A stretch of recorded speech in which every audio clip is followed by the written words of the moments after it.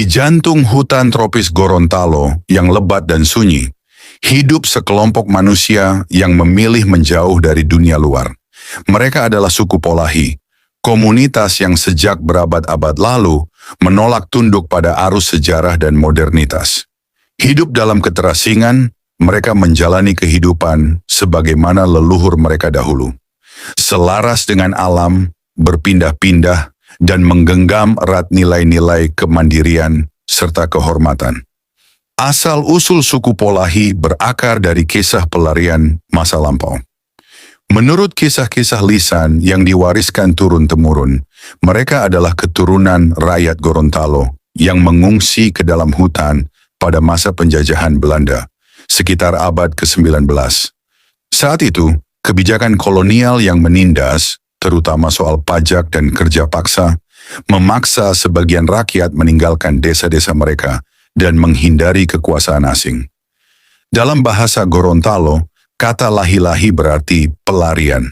Dari istilah inilah nama Polahi diyakini berasal, sebuah penanda identitas yang lahir dari penolakan terhadap penindasan dan keinginan mempertahankan martabat. Sejak itu mereka menetap secara nomaden di hutan-hutan Boliohuto, Pakuyaman, dan Suwawa. Pilihan hidup ini bukan sekadar strategi bertahan, melainkan bentuk perlawanan yang diwariskan lintas generasi. Hingga kini, kehidupan suku Polahi tetap menyatu dengan alam. Mereka membangun gubuk-gubuk sederhana, beratap daun palma dan tanpa dinding, berpindah dari satu tempat ke tempat lain sesuai dengan siklus alam dan kejadian penting, seperti kematian anggota keluarga. Setiap kali ada yang wafat, gubuk itu akan ditinggalkan, dan komunitas kecil itu akan membuka tapak baru, membawa serta parang, periuk, dan asa untuk memulai kembali. Pola makan mereka mencerminkan prinsip hidup yang tak berlebih-lebihan. Hanya sekali sehari, biasanya saat senja menjelang malam. Bagi mereka, makan bukanlah rutinitas yang ditentukan oleh waktu, melainkan kebutuhan yang timbul secara alami. Makanan bersumber dari hasil buruan seperti babi hutan, rusa, atau ular sanca, serta hasil tanaman seperti padi, pisang, labu, pepaya, dan umbi-umbian yang ditanam seadanya di sekitar pemukiman mereka. Meskipun hidup terisolasi, suku Polahi menjalin hubungan ekonomi dengan masyarakat sekitar melalui sistem barter. Hasil hutan seperti rotan, damar, dan madu sering ditukar dengan kebutuhan sehari-hari, seperti pakaian, alat-alat berburu, atau bahan makanan tambahan. Sistem ini menunjukkan adanya hubungan ekonomi, meskipun mereka secara umum hidup dalam kemandirian.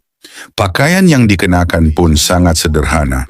Pada awalnya banyak dari mereka masih menggunakan cawat dari daun palma atau lembaran kulit kayu. Namun saat ini sudah menggunakan kain. Pakaian modern, meski sudah mulai dikenal, belum menjadi kebutuhan utama. Suku Polahi berbicara dalam dialek kuno yang merupakan turunan dari bahasa Gorontalo, namun telah berkembang menjadi bentuk tersendiri akibat keterasingan panjang. Kemampuan berbahasa Indonesia umumnya terbatas. Dalam sistem perhitungan, mereka hanya mengenal angka hingga 4. Selebihnya disebut banyo, artinya banyak. Mereka tidak mengenal hari, minggu, atau konsep waktu yang terukur secara modern. Ritme hidup ditentukan oleh alam, terbit dan tenggelamnya matahari, pergerakan hewan buruan, dan tanda-tanda dari rimba. Bagi suku Polahi, hutan bukan sekadar tempat tinggal, tetapi juga ruang spiritual yang dihuni oleh roh dan makhluk halus. Sebelum menebas pohon atau berburu, mereka melakukan ritual penghormatan kepada penjaga rimba. Pulau Huta, roh suami istri, dipercaya menjaga tanah dan satwa. Kepada merekalah dipersembahkan irisan lidah atau telinga buruan. Lati, makhluk kecil penghuni pohon dan air terjun, harus diperingatkan dengan mantra dan asap kemenyan sebelum sarangnya diganggu. Sementara Lausala adalah sosok mitos haus darah yang diyakini muncul saat malam, ditandai oleh gonggongan anjing di kejauhan. Kosmologi Polahi memperlihatkan hubungan spiritual yang dalam, sebuah warisan kearifan lokal yang dibangun di atas ketakjuban dan rasa hormat terhadap dunia tak kasat mata. Keterpencilan membuat komunitas Polahi sangat terbatas jumlahnya. Karena pola hidup nomaden dan hubungan sosial yang terbatas, praktik perkawinan di antara saudara kandung atau poligini antar saudari kandung pernah terjadi sebagai upaya mempertahankan garis keturunan. Dalam salah satu kelompok yang disebut kelompok 9, bahkan tercatat seorang lelaki tua menikahi 2 saudari kandungnya, dan keturunan mereka kembali menikah dalam lingkar keluarga sendiri. Hingga kini, jumlah pasti suku Polahi belum diketahui.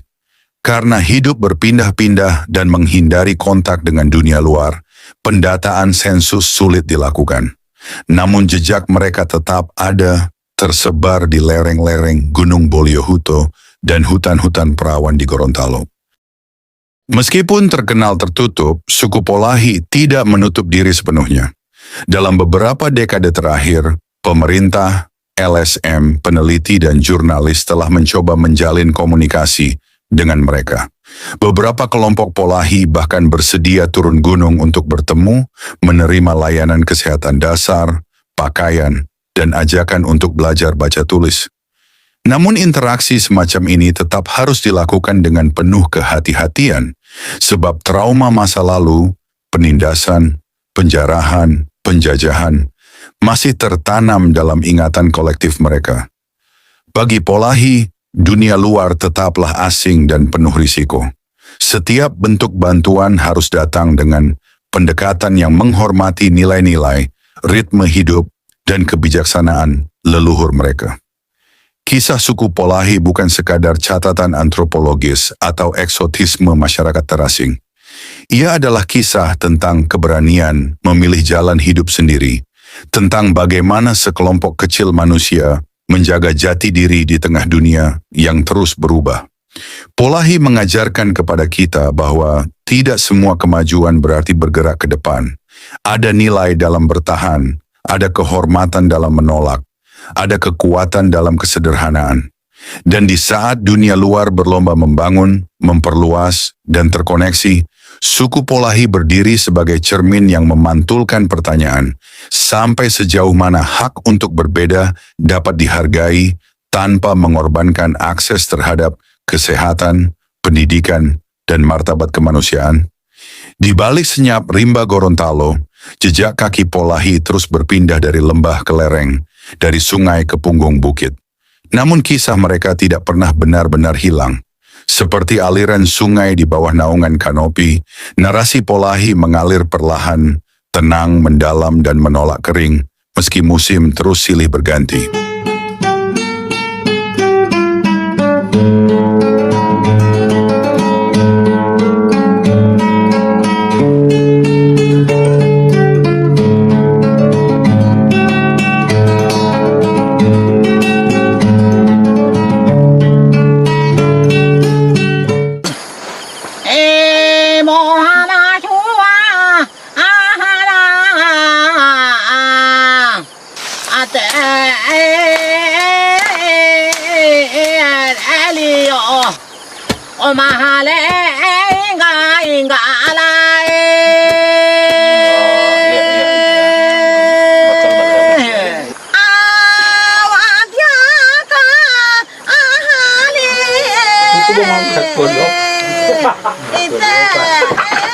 Suku Polahi, demikian nama yang diberikan kepada sekelompok masyarakat yang mendiami daerah hutan dan pegunungan di Gorontalo dengan pola hidup berpindah-pindah.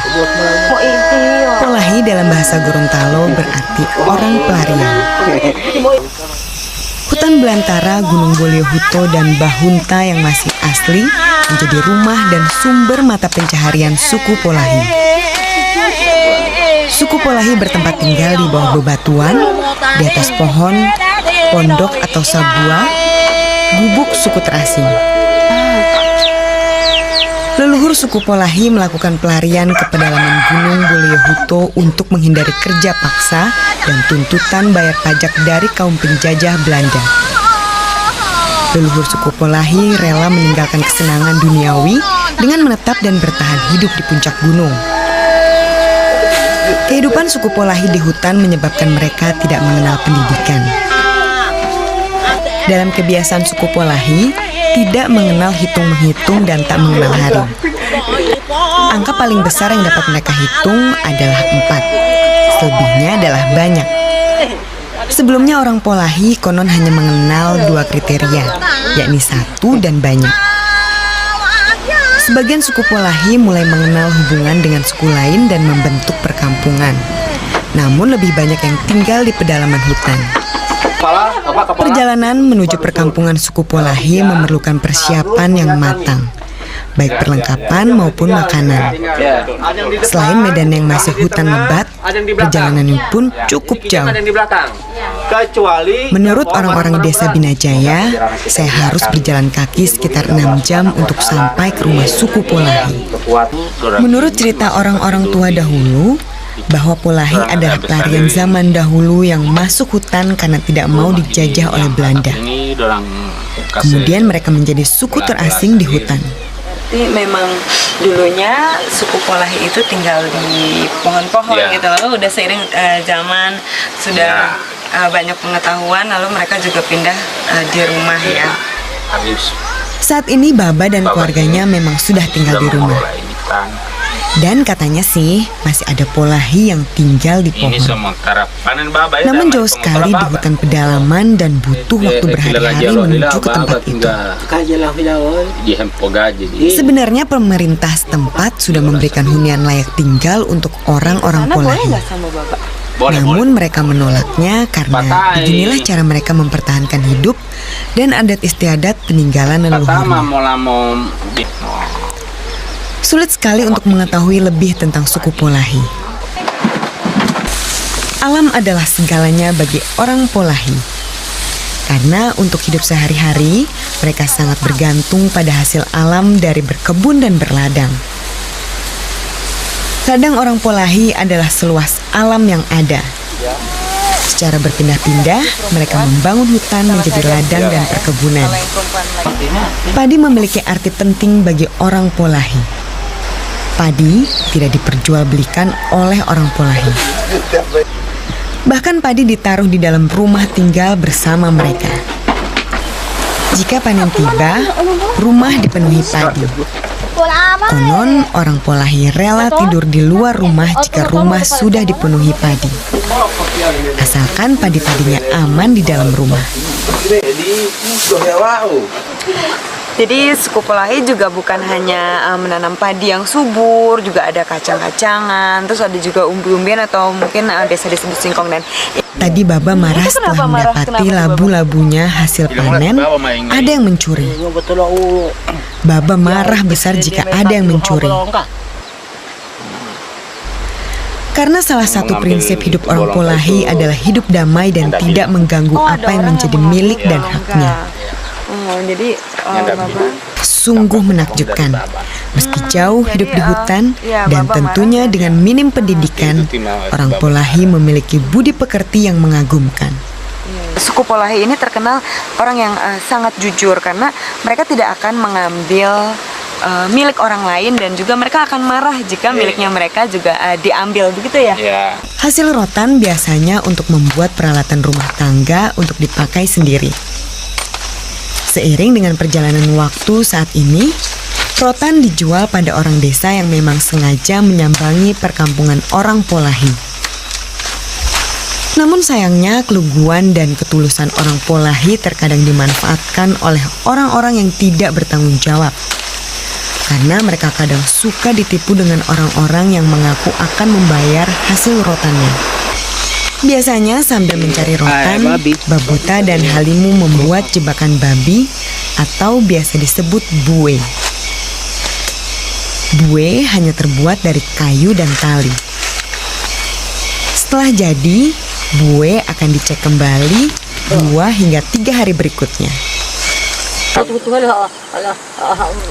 Baba pun bercerita keseharian orang Polahi.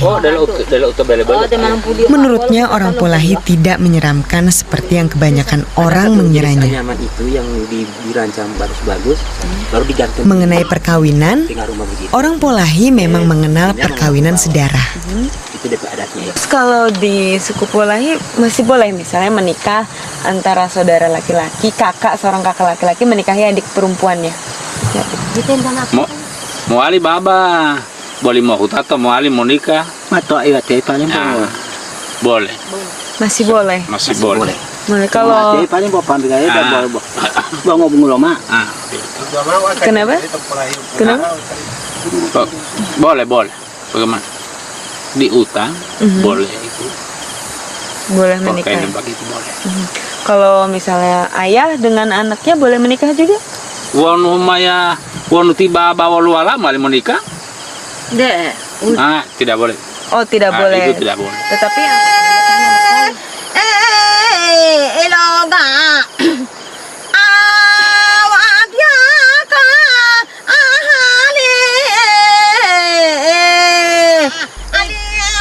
Baba dan Tilianio kemudian bersenandung ala Polahi,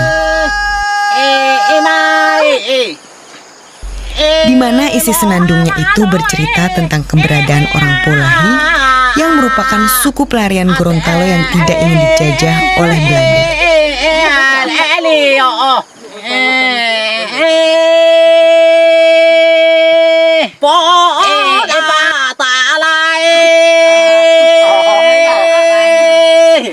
Dito ko na hedo. Bagaimana Komran?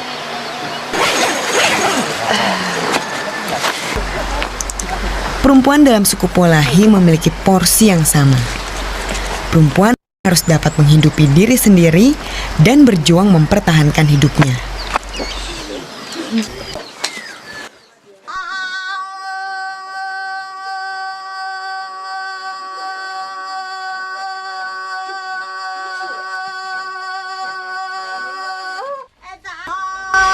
Ada yang unik dalam cara orang Polahi menghantar anak mereka tidur, yaitu senandung dilantunkan keras dan berteriak. Memang sengaja dilantunkan keras untuk memberitahu orang-orang di luar rumah agar tidak berisik.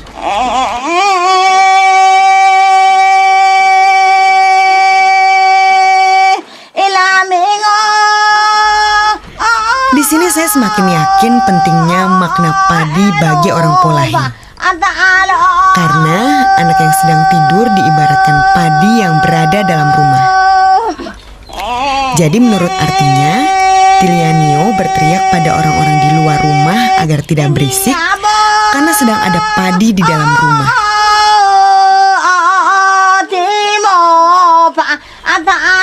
Memang kadang terlihat tidak lazim, tetapi inilah cara setiap orang atau komunitas menjalankan hidupnya dan menjaga nilai-nilai peninggalan leluhurnya.